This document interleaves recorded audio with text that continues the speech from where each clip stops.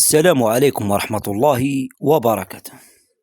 بن زديرة يتحدى الصحافة الجزائرية ويبعث رسالة إلى رئيس الجمهورية عبد المجيد تبون. خليكم خوتي الأعزاء تشوفوا هذا الفيديو، ما تنسوش تحطوا لايك، تحطوا اشتراك، تخليوا تعليق، وشكرا. يا سي تبون، للأسف الشديد غلطوك. نعم غلطوك وكذبوا عليك يا سي تبون،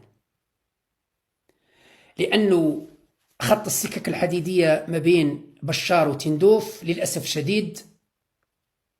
الشديد أقولها بكل حسرة وأسى لم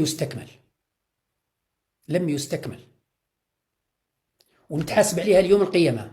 الآن نهضر معاكم وممكن بعد ما نكمل معاكم ربي ياخذ امانته، ممكن الان وانا نتكلم معاكم سكته قلبيه ويتوقف القلب نتاعي ونموت، لكن نتحاسب امام ربي.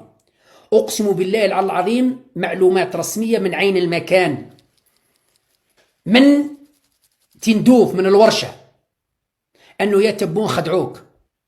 القطار لم ينطلق من تندوف الى بشار، واتحداهم الان ندخل في تحدي، أتحداهم يركبوا فريق من الصحفيين والمراسلين الأجانب من تندوف إلى وهران، وكاين صحفيين اللي مستعدين أنهم يركبوا وش رايكم خوتي الأعزاز في الكلام اللي راهو يقول فيه بن زديرة؟ خليوا لنا تعليق وشكرا. قطار من تندوف إلى وهران ما كانش، وأتحدى أي مواطن يقول لك أنا ركبت في القطار من تندوف لوهران، أتحدى.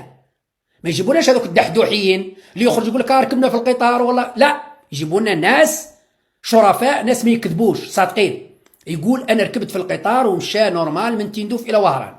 اذا يكذبوا عليك تبون، يكذبوا عليك يا سي رئيس الجمهوريه.